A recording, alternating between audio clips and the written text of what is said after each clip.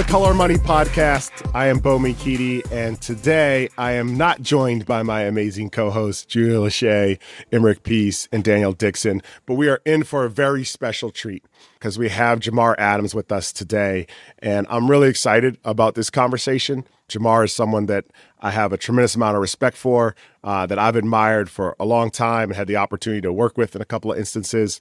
And I'm looking forward to really digging in to his story and how that impacts our conversation about development, about wealth, about legacy.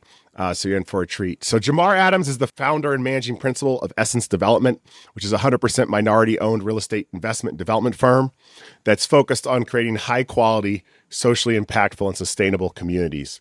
Jamar founded this firm in 2020 and is dedicated to delivering affordable and workforce housing, mixed-use developments, and community-centered infrastructure that integrates health and nutrition, nonprofit partnerships, workforce development opportunities into the built environment and real estate development projects.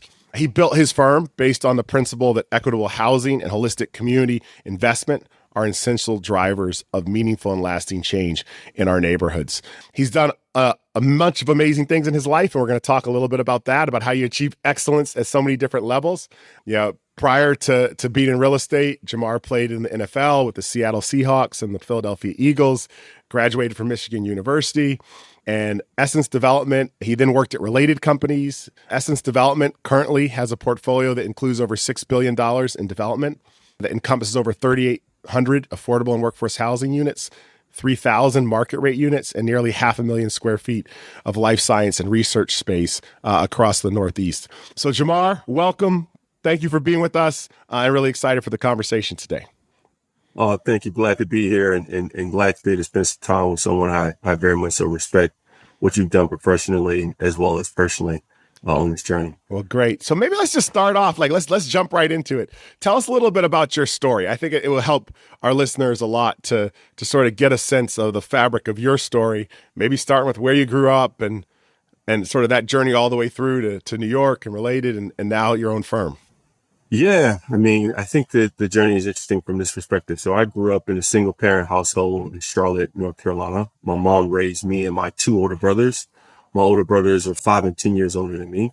And so for me, I was involved in a whole bunch of things, jazz band, city choir. I was kind of a Renaissance kid, but obviously I was involved in sports as well. But one of the things I was involved in was very young that I ended up going to the nationals and winning the state of North Carolina was chess. And that's kind of actually informed a lot of things in my life, thus far. I'm kind of a strategic thinker in all the things that I do. But from kind of high school, I ended up excelling in football. I played basketball, I ran track, but I excelled at a high level in football. Ended up getting to go to the University of Michigan on a scholarship. Played there for 4 years. Was a 2-time All Big Ten player. Got blessed to go and play in the NFL, as you said, with the Seahawks and the Eagles. And while I was playing in the NFL, interestingly enough, I look back to a story I had at the University of Michigan where there was a black professor, Professor Onye, who used to challenge me. I was taking 18 hours courses. I was working hard, playing football, in class. And he used to give me extra work assignments. And I was like, man, what are you doing? I'm like, you see how hard I'm working. And he would always say stuff to me. He's like, you as a black man in America have to work harder than your peers. Just because you're here in Michigan and just because you have the same degree as them doesn't mean you'll get to operate like they operate. You'll have to operate at a higher frequency.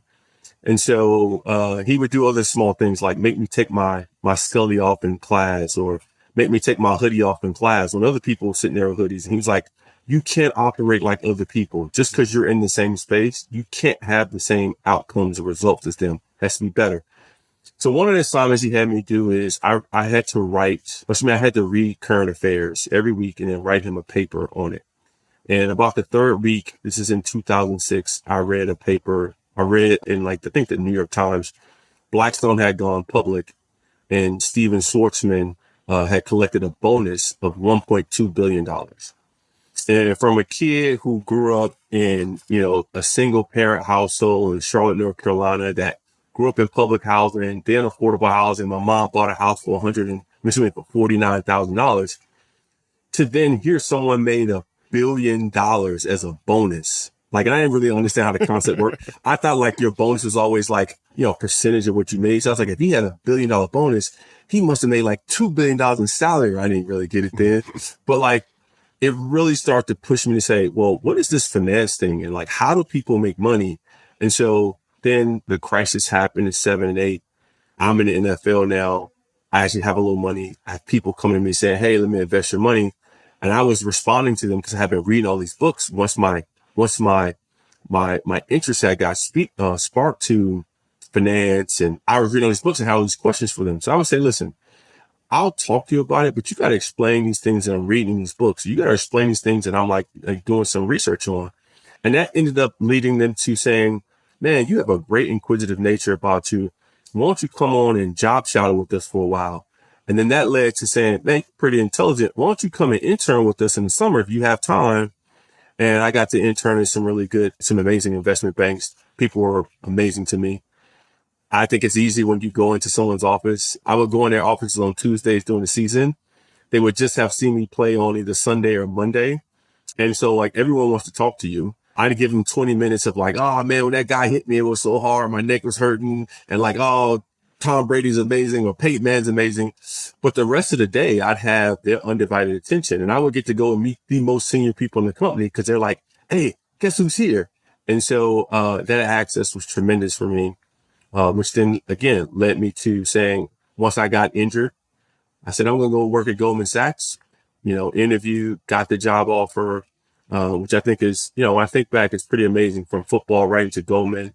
And then before starting at Goldman, I had met with Stephen Ross at the related companies, trying to get a letter of recommendation, go to business school. Because I said, I looked. So wait, time out. I gotta stop this. Like, for those who may not know who Stephen Ross is, like, he's just like throws it out like, I was gonna get a recommendation from Stephen Ross to go to business school. That's not a normal person's type of thing. So you might put some context around that, Jamar. So the context of that is that Stephen Ross went to the University of Michigan. So one, who is he? He owns the Miami Dolphins. He went to the University of Michigan. The University of Michigan Business School, after he made a $125 million donation, was named after him. And so he is a large philanthropist to the University of Michigan and has the largest real estate development company in North America. And so, I was at a golf tournament. I was preparing to go and start at Goldman Sachs. And I met a guy and I was telling him my story. I was like, yeah, I'm going to go work at Goldman. He's like, are you done with football? I said, yeah. But my goal is I want to go to business school. And I went to Michigan undergrad. I want to go to Michigan Business School because like I read Steven Schwarzman with the business school. So if I want to turn into Steven Schwarzman one day, I got to go to business school. Like that's the formula. And, I went to Michigan undergrad. I want to go to Michigan Business School. It's a pretty good business school. And he said, hey, I think I know a guy here at the event, University of Michigan golf event, that knows Stephen Ross. I got connected with the guy. The guy met with me, called me 2 days later and said, I got a meeting for you and Steven. He said he wants you to fly up to New York. I had a 15-minute slot of time to meet with him. I was wearing like all my stuff was being shipped from Detroit while I was rehabbing my neck to Chicago, where I was working in the Chicago office of Goldman. And so I didn't have any like dress clothes. And Steven's a very formal guy, suit, coat, and tie. And so I had on some Vans, some like jeans that were kind of like professional. I had a shirt. The jeans were too big, so I had them folded up in the back. The shirt was untucked because if it was tucked in, you'd have seen it fold up in the back. So I meet the guy I'm supposed to, is taking me to meet Steven, and he's 300 pounds. And he's like, you can't meet Steven without a jacket. So he gives me his jacket. So I'm like swimming in his jacket, I'm like all disheveled walking into the meeting. But I think in that moment, that was that moment that like sometimes you have like divine providence, and I had divine providence. I was supposed to be at that meeting. It didn't matter what I was wearing. It didn't matter anything. I was supposed to be there and I was supposed to make the connection. So he said to me, after like 10 minutes of me talking about like, Steven Schwarzman and real estate, Steven Schwarzman and wanting to go and start at Goldman to then go end up in a private equity business to start my own private equity company. He says, you should work for me. I think you'd be a superstar here. And, after a couple of days of like me kind of being like, I don't really know, he was calling me, which is also amazing. Like this guy who's like this, amazing titan in the industry was calling me like, hey, I think you should really come work for me. I think I know you left, but like, trust me, I think it's be the best decision you'll make. One of his classic lines is we're in a meeting And I said, I've given my commitment to Goldman to start. I'm supposed to start in a week. So he had his phone in his top pocket. He pulled it out. He says, I'll call Lloyd Blankfein right now and tell him, screw you, he's coming to work for me. And I jokingly said back to him, I was like, I'm pretty sure Lloyd Blankfein doesn't know me. But when I said it, I realized the proximity to, influence was so important. That was one of the things to me. I was like, yeah, that's right. The CEO of that company wouldn't know me. But the guy who's the CEO of this company and the founder would know me. So I think that probably would do me better in growth and opportunities. And so, yeah, started Related 2012, worked in their affordable housing division. We bought project-based Section 8. We bought tax credit deals. We preserved them. We renovated them. Then I went back to Stephen and said, hey, I need to go back to business school. I don't want any kind of glass ceilings. He said, you don't need to go to business school. But if you do, I'll pay for it, but you got to go to Columbia, NYU. I want you to keep working here. And so he said, but I want to start moving you around the company. And I want you to understand how this entire company works because I know you say you want to start your own company. So I did a little bit of stuff in the fund management business, related fund management, and then went to New York Development, which is their ground up construction kind of pipeline or vertical. And because of my affordable housing experience, I built some affordable stuff, I built supportive housing, mixed income. But because they also do market rate, I did market rate development, condo components, and then large some mixed use projects. So that's where Related was a place where it really shaped my professional development, like really understanding what real estate development was, really understanding what financing of these projects are, and thinking about how to, weave all these projects from a business construction, urban fabric kind of component together. I want to go back to one thing because I think it's really interesting. Like a lot of times we've had conversations about how we don't see ourselves in other opportunities. And one of the things that's so amazing about your story and about you is you had the confidence. You didn't like, so I'm interested in like, you read this article about Steve Schwartzman. A lot of people would have said, well, I'm not like him. He's not like me. He doesn't look like me. He didn't come from where I came from. And they would have not seen that as a role model. But you read an article about somebody and then you set your sights to say, well, I could do that. What is it about your mindset or your thinking that was able to take that, piece of research, encouraged by the person who was pushing you, the professor who was pushing you to think more, and say, well, that could be me. There's no reason that couldn't be me. Yeah. Right? Like, why not? Well, I mean, look, I had a great mother. There was nothing I ever looked at. Like I talked about a little bit of my childhood was like, I was in this thing called Odyssey of the Mind, which is like this like kind of creative, think outside the box thing.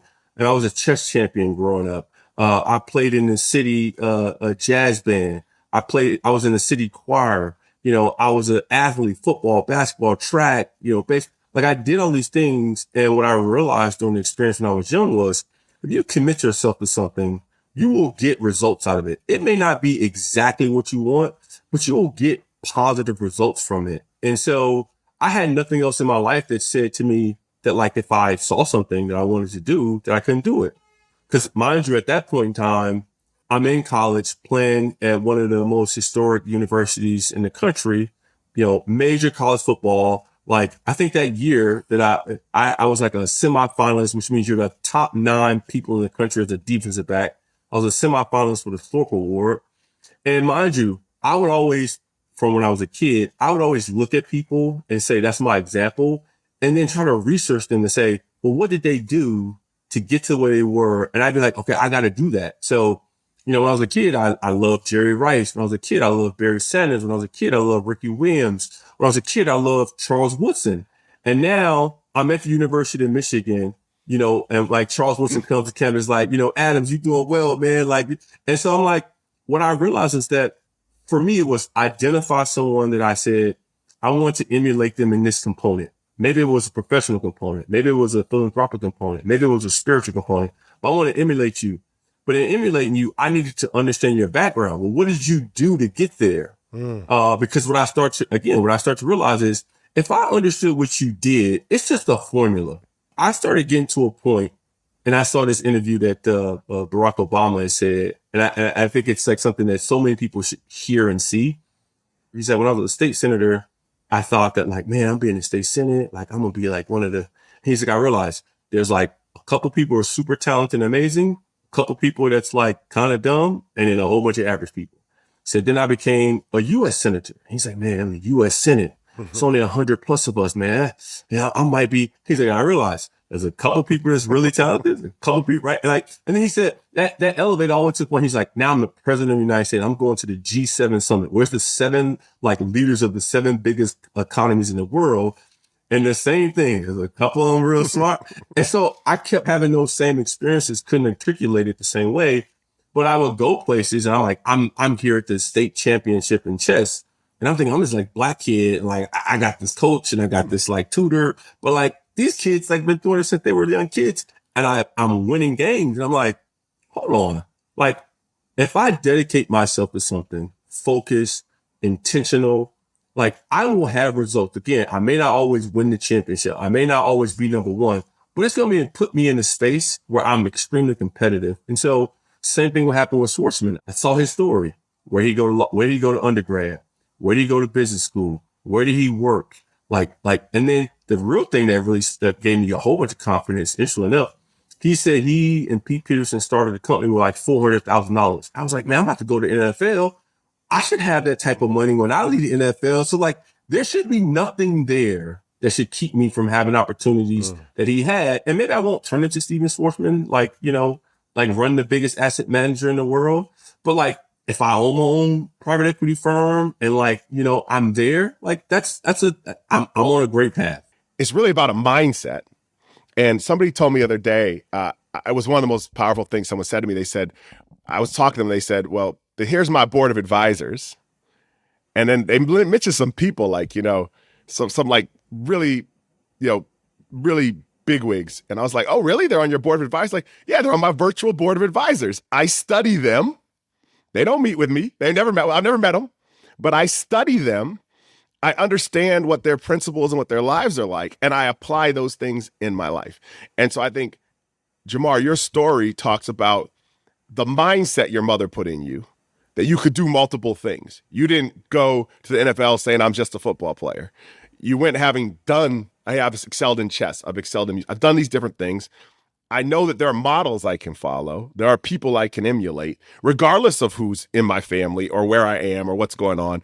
For lots of people that have different situations, you can go find people, and you don't have to be just like, they don't have to look like you. They don't have to be like you, but you can learn principles from their story and from the systems that made them. And those models can be impactful in your life. And I think that's just a powerful part of what you've done in your life and how that's been there. So I want to shift gears a little bit. So let's talk a little bit. I want to talk about two things. First I want to talk about starting Essence, and then I want to come back to some of the emotional elements of this piece. But let's tactically talk a little about what encouraged you to start Essence, and how did that go? So you're in this big firm, you're talking to the chairman, he's helping you develop. What causes you to go out and start your own firm? So I'll start by saying this: starting Essence is the hardest thing I've ever done in my life. Running Essence is the hardest thing I've ever done in my life. I think I've done some interesting things, but hardest thing by far. Why did I do it? So again, remember I talked about when I was telling Stephen at first, like what my goals were. And I told him, I said, look, I want to go to Goldman, go to business school, go work at a private equity firm, start my own private equity firm. So my original conversation was about, I want to start my own business. And he always knew that. So he would say to me all the time, he said, I'm going to teach you real estate. I want you to teach me football. So I had these absolute amazing experiences where I would go to about 90% of the Dolphin football games with him. Like we would sometimes go to a Michigan game and then we'd go to the Dolphins game. On those flights, sometimes it'd be other people like Warren Buffett or like, all these amazing people. And sometimes it'd just be he and I, right? And we're like stuck in this tube. And it's like we're flying there for 3 hours. And like I just have 3 hours and he want to sit in front of me and talk to me. Hey, how's everything going? What you working on? Right? And then he would start giving me nuggets about like, so when you start your business, like, he would talk to me as though like I was 100% going to do it. Right? And like it's so amazing to me that he did that, but he would talk to me like he'd be like, so when you start your business and you start making money, you got to remember, you got to put all the money back into the company. right? Don't live extravagant. And a lot of guys, they struggle because they make a little money and they want to go and live this big life and they want to drive a fancy car. You don't need no fancy car. You don't need, just keep pumping it back into the business. Like, you give me these nuggets. And so when I got to a time, what happened was I had gone to them and I had put together a presentation about me starting what I was going to call related workforce housing, which at the time Related had what they call New York Development, which is like a group that builds all the new construction, but primarily focused on like market rate and luxury stuff. They do affordable housing, but that's their focus is luxury and, condos. And I said, look, we need a group that will represent, a business that's focused on building affordable housing, building workforce housing, focus on that, right? And I went to them, I said, here's the proposal. And they were like, this sounds good. Let's start talking about numbers. And then COVID happened. So things slow down. And then George Floyd happens. And so I'm like close to them, close to the executive team. They're reaching out to me. We're talking about like strategically what we should be thinking about within the company, of how we should be addressing things. We put together a diversity committee. We're meeting frequently, talking about the things we're going to do to create retention and all those things within the company. And in the moment in time, I'm sitting there thinking, I'm talking about starting a group here Related, but I think there's an opportunity for me to leave right now and start my own thing, right? And I'll tell you, there's a guy who, it's probably maybe the first time I say this publicly. There's a guy who worked at Related and he used to work at Goldman Sachs, and he would call me every single day and say, like, this is a moment in time where people of color are going to have access and get opportunity. What are you going to do about it? He'd be like, you got to get something out this moment. He's like, you got to focus and get some. And so I'm talking about, he called me every single day. Like, what'd you do? And so I'm now tracking with either friends and myself, all of the dollars that are being allocated by banks and other institutions to like, minority businesses and minority causes. So then I started processing. I said, man, I'm talking about starting a group here Related. And like, I'm looking and I'm saying we do partnerships with like minority owned firms or not-for-profits on like RFP deals.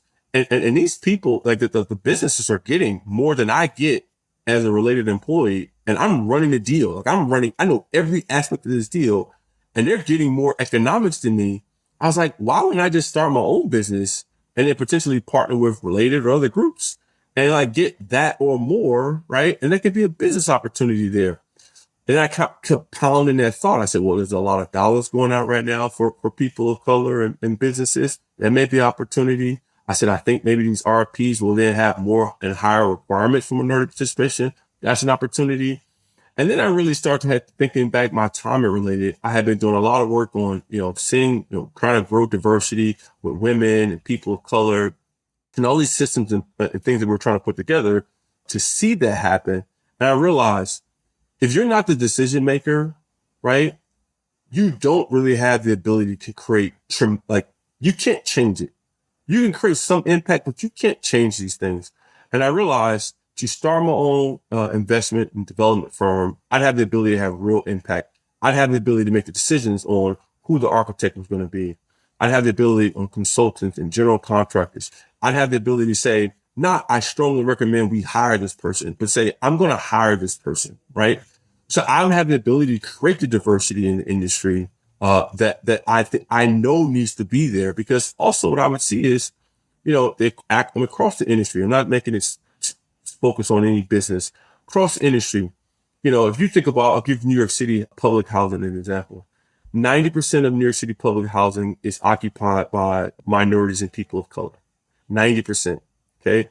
When you look at the overwhelming majority of developers that actually do the development that's redeveloping public housing in New York City, they're the reverse. They're overwhelmingly non-minority groups. And I'm like, that doesn't make sense, because to me, I have the ability, and this is in this case, and it's applicable in other ways, I have the ability to bring an empathy to the situation because, one, I grew up in public housing. I have family members who still live in Section 8 housing, and I got two cousins that just happily got Habitat for Humanity to build them a home, right? Like, I have an ability to have empathy and therefore then deliver a process that will then deliver a product that is better than people who may not be able to bring that sort of level of empathy, right?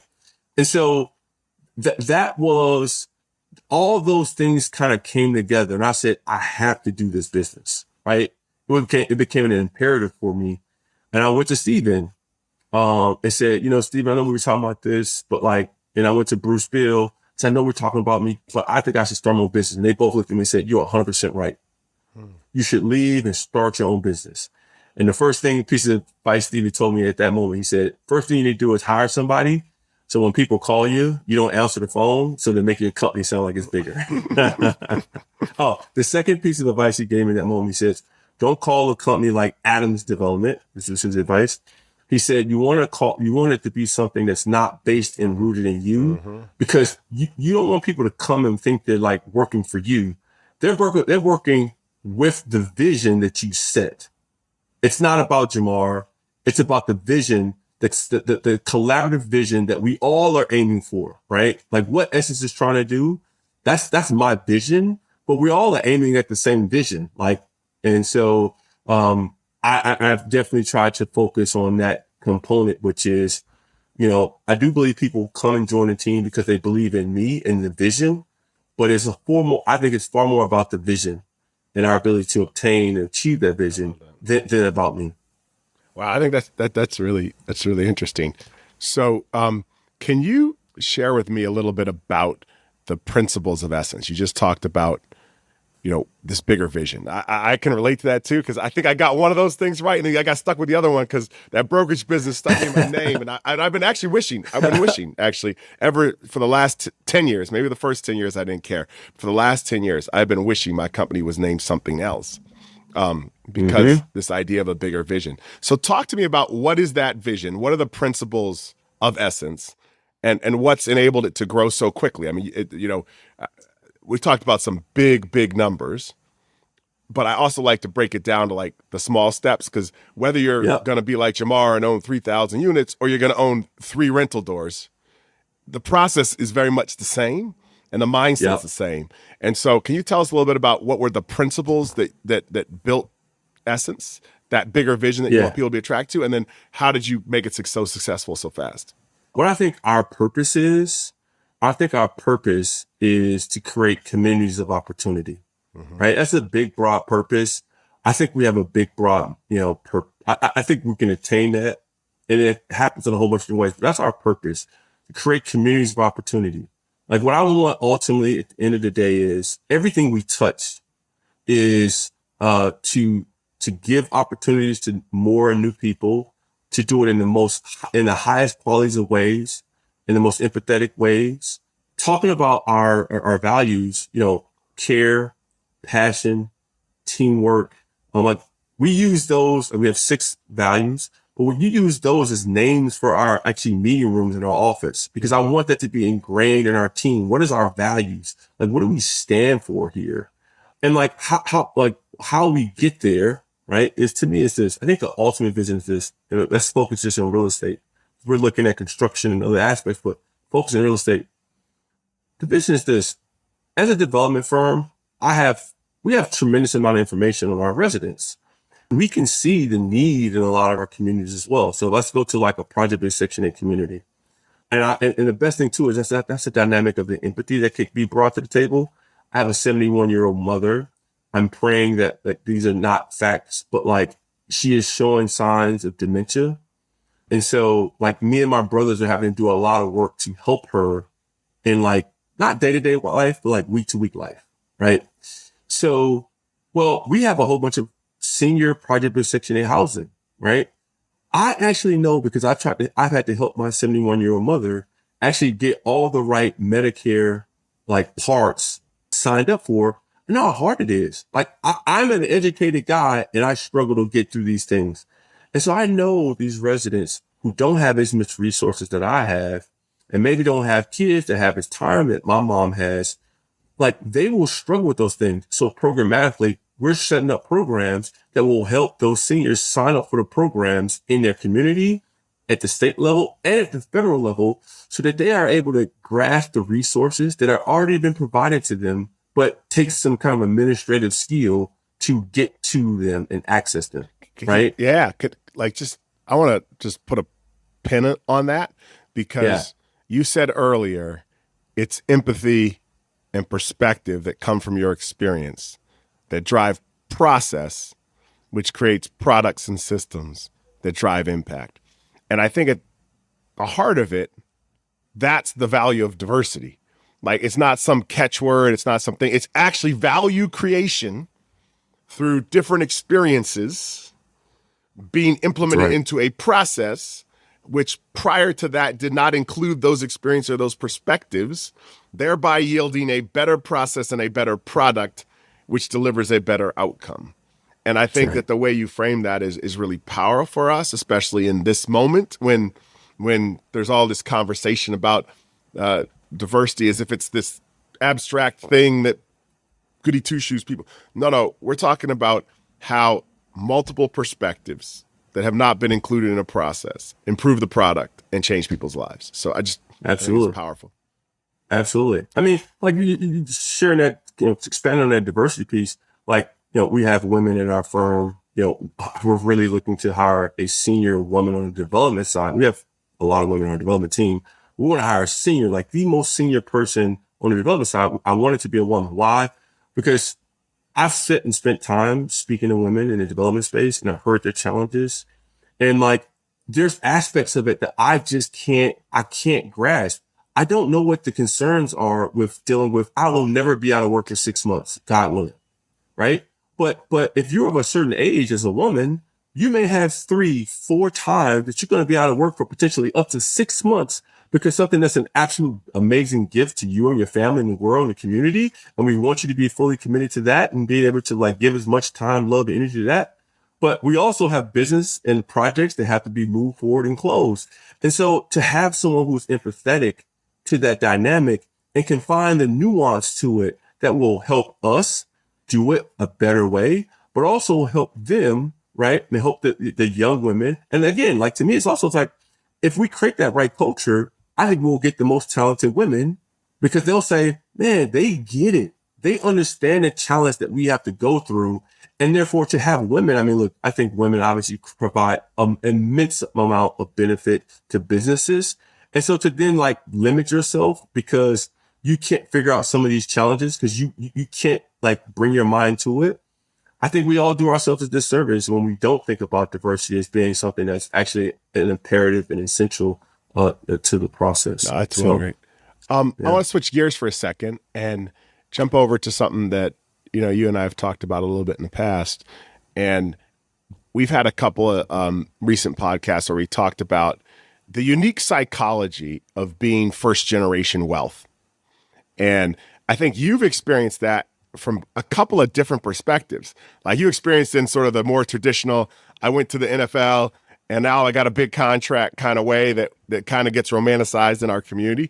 But you've also experienced in the business side of the way of then how do I go from the NFL and now I'm trying to play a different game and oh my gosh, I realize it's a whole different sort of wealth. But let's talk a little bit about some of those overnight experiences you've had and what were some of the unique challenges and possibly the opportunities. We just talked about the opportunities too that come with that. But what are some of the unique challenges, being one of the first people in your family to sort of experience wealth and experience in a relatively rapid way? One of the challenges is like experience and knowledge, right? There's nothing like having someone who has gone through an experience before you to guide you, right? To be a trailblazer is very challenging because, you're carving out the path. And so I try to, as we said, I've always looked at people, around me, ahead of me. So I had teammates from University of Michigan had gone to the NFL before, came from similar economic backgrounds, that we would talk about the nuance of it and like how they dealt with challenges. And like, I actually seen firsthand. I mean, I seen a friend of mine, I used to hang out with Lamar Woodley. I think Lamar probably made close to $100 million in his NFL career. I've been in a situation where me and Lamar riding in the car with somebody he's friends with. The guy's like, oh, let's stop by the bank. I just got to run in the bank. Lamar, why don't you come in with me? He goes into the bank. The guy has a whole meeting. The bank is shut down. He has a whole meeting with the head of the bank. Lamar set up to get Lamar to sign effectively a loan document, making himself effectively the guarantor of a loan. Mind you, I'm like in college still. I'm seeing this. I'm like, yo, this is crazy.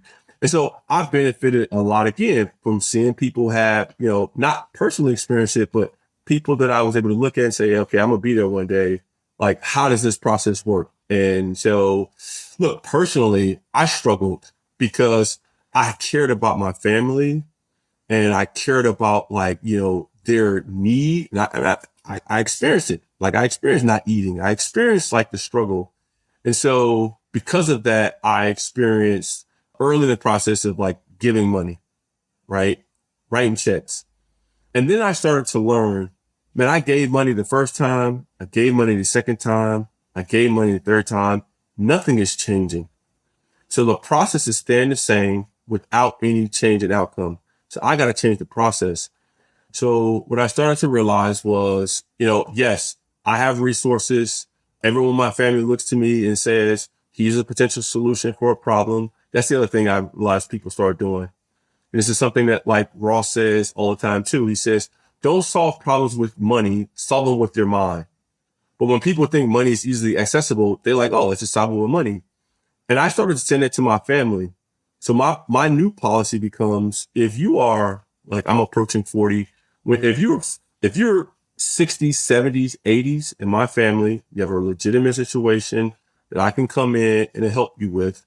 My grandmother passed away. There was a lawsuit against the hospital. Let me handle the lawyers. I'll pay for the lawyers and make sure we have the right people so this process goes well. So giving them the resources, like not just money, the resources. You guys are having an issue. Let me have you guys meet with my accountant so that then, again, trying to give you resources, right? Mm-hmm. That's for all my family. The older ones, I will give you dollars.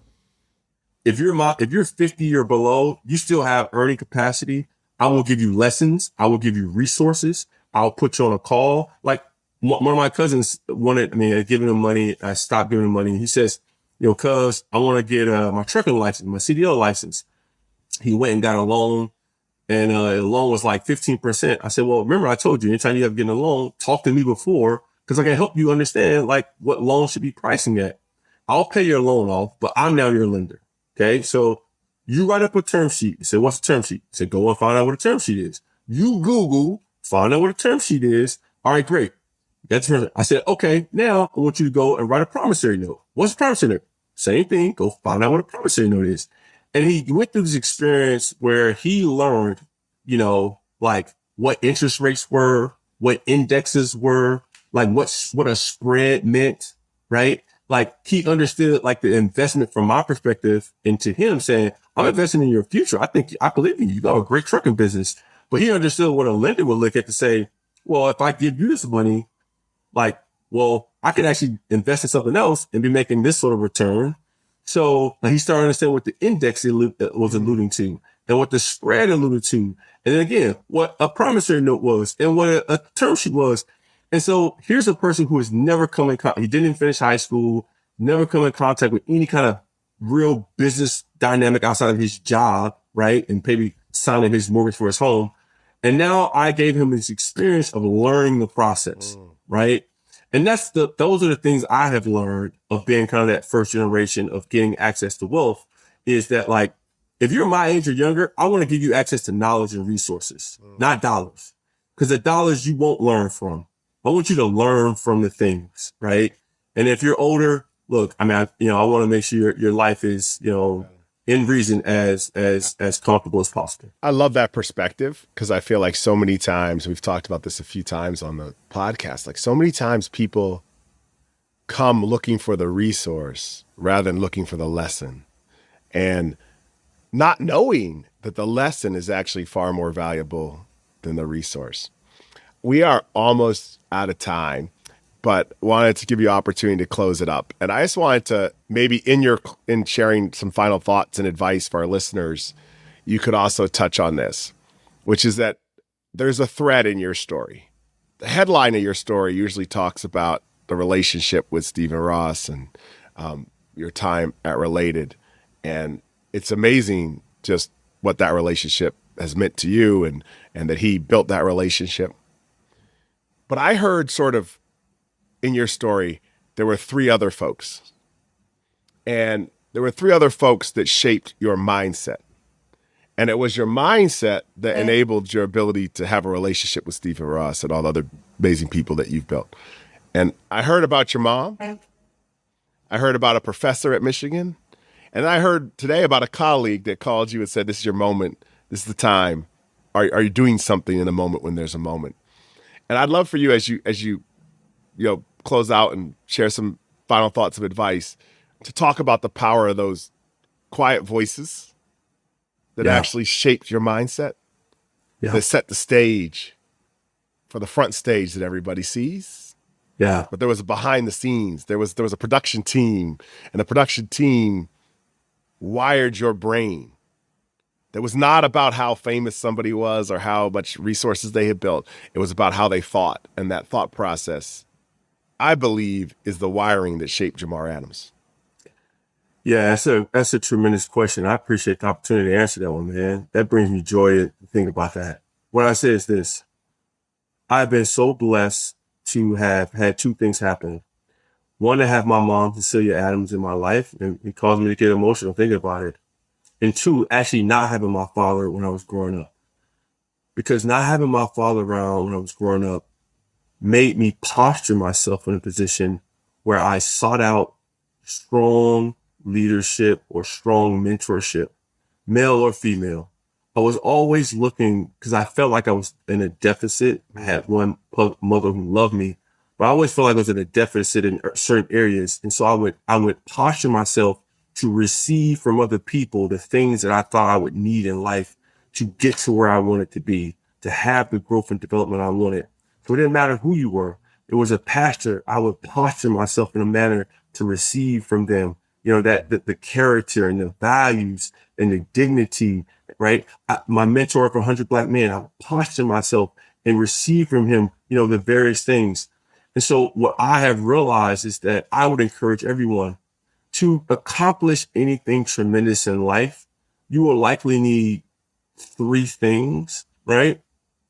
You're going to need to have great people around you who are going to be able to advise you. And people have a hard time advising and mentoring people who they think are arrogant, that they think they know it all, who don't walk into the room like, I'm humble.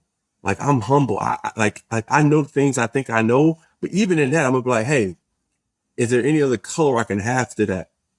I think people who are going to be successful have a tremendous determination, because, as I said, starting this business is the hardest thing I've ever done. Running this business is the hardest thing I've ever done, because it has caused me to become a better me. You cannot lead people. You cannot shepherd people in a business environment where you're dealing with their emotions, their kind of guidance on deals to deals. You're dealing with, you get exposure to their family life. Sometimes you're dealing with some of their health issues. You have to be a better person. I have to become a better person to manage my internal team, external teams, and to keep my head on straight of being like, this is the North Star, stay there, right? Stay right there, the North Star. And the final thing I think you need is you're going to need a little bit of luck. You're going to need to be able to meet the right people at the right time. And I think that's a divine providence. Like, you will meet the right people at the right time, but you only get there when you're prepared for the meeting.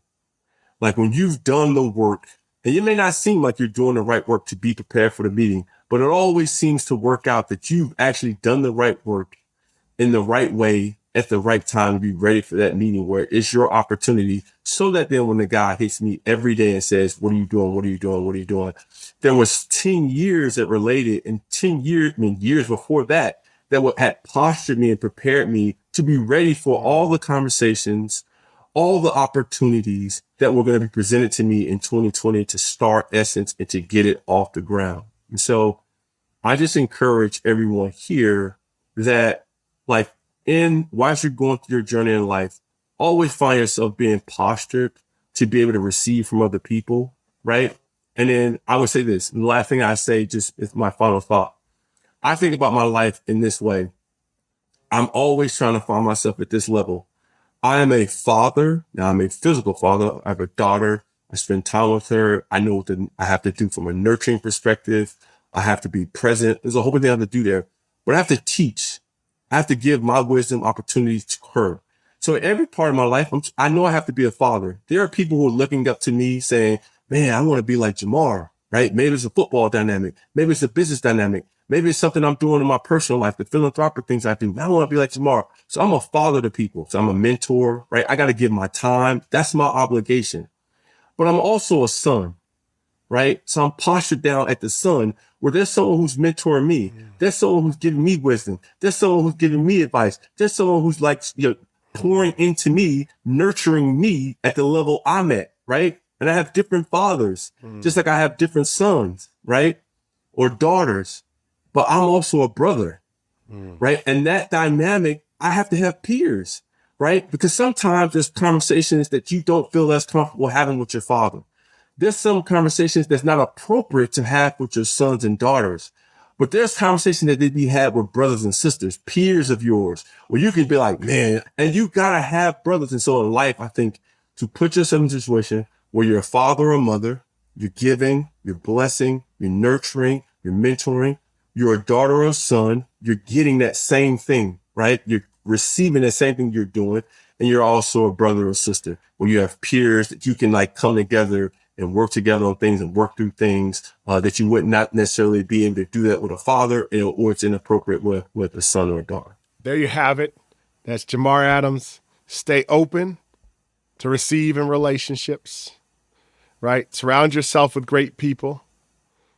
Bring determination to the table and be prepared for your luck or your divine providence while you hold the posture of a mother or father, of a daughter or son, or of a sister or brother. And I'm very proud to call you a brother of mine, Jamar. Thank you today for sharing with us and being part of it. Until next time, it's the Color Money Podcast. This podcast is for general informational purposes only. The views, thoughts, and opinions of the guest represent those of the guest and not Keller Williams Realty LLC and its affiliates, and should not be construed as financial, economic, legal, tax, or other advice. This podcast is provided without any warranty or guarantee of its accuracy, completeness, timeliness, or results from using the information.